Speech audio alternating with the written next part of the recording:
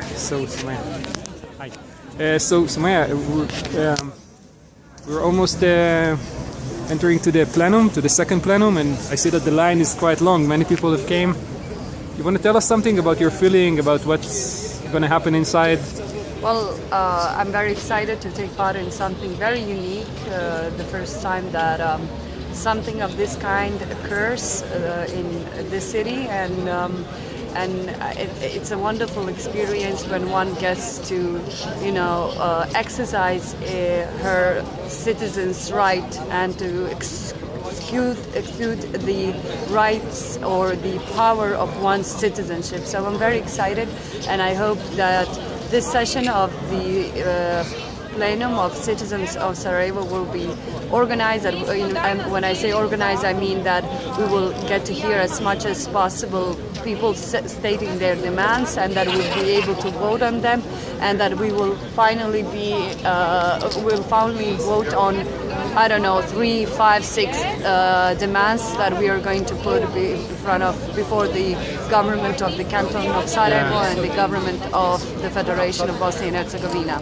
Do you know to tell maybe what they are, or what are the the main ideas that are hanging out? Yeah, the main ideas throughout the past week are resignations, principally from the federal government. Yeah.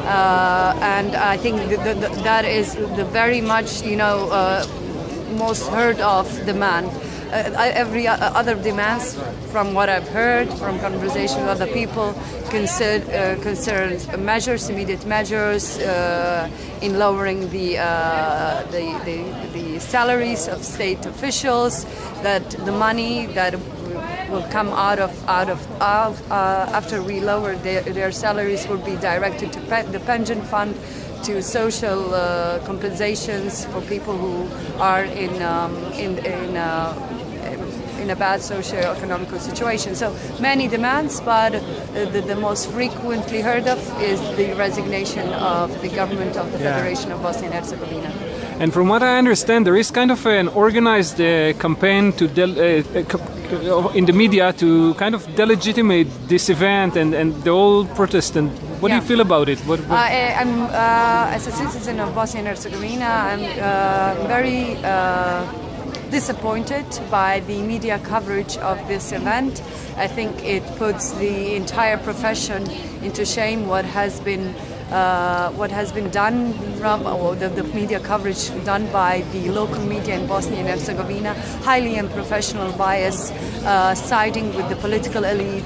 The media is actually the first one. That's my perception of the events. The first one to call the demonstrators hooligans, and giving too much time to political statements, a lack of critical questions, or the right questions. Actually, they don't have to be critical, but the right journalist type of questions directed towards the political establishment of Bosnia and Herzegovina. All these and much more could have been said about the media coverage, the local media's coverage of the past week, and very much disappointing. And like I said, puts the entire the journalism as a vocation to shame. And that has a part, you think, in the amount of people that are going out to the streets now? Well, it has to some extent. It's not calling. I mean, it gives a very much doesn't give reasons to people, the media coverage, to go out, but also citizens of Sarajevo and Bosnia and Herzegovina are not really known for taking part into demonstrations. But still, I'm very much surprised by the everyday turnout of the people. Today, even on this very cold rain, we had people blocking the street in front of the presidency. This is very much a historical moment. I don't remember, and I'm 29 years old, that something of this kind occurred on a daily basis, and that we have among the demonstrants different profiles of people coming from different walks of life.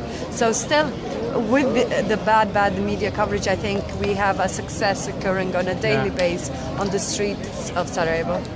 And maybe lastly, anything that you want to say to activists around the world that may watch it, and Well, I don't know. I mean, I think the activists around the world are those who are inspiring us here in Sarajevo. I don't have any specific and also message. Inspired by your actions in these last 10 days. Yeah, I hope that they, in whichever way they've deemed possible, or they support this, the activism and demonstrations occurring in Sarajevo. And here I stress, the only part of it that was violent was on the 7th, and even that was not, that was a segment of the demonstration. Everything else that occurred throughout the past week was peaceful citizens, you know, a riot against demonstration, not even a riot. Riot qualifies some form of, maybe some form of violence.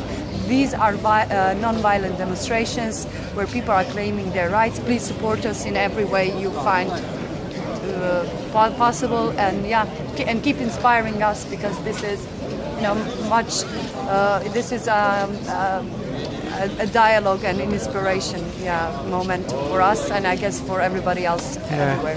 Thanks a lot, and now we let you in. There's a long line to stand up. Thanks a lot. Look how long is the line. I'll just show you. People are standing here. A long line to get in. Many are inside already, but look how many are just waiting here on the line to get in.